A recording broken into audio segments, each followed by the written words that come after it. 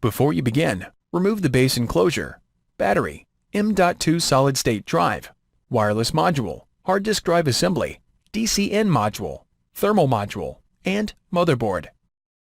Remove the 3mm P1 Phillips broadhead screw that secures the thermal sensor board to the top cover. Lift the thermal sensor board off the alignment pins on the top cover and remove. Reverse this procedure to install the thermal sensor board. Thanks for watching.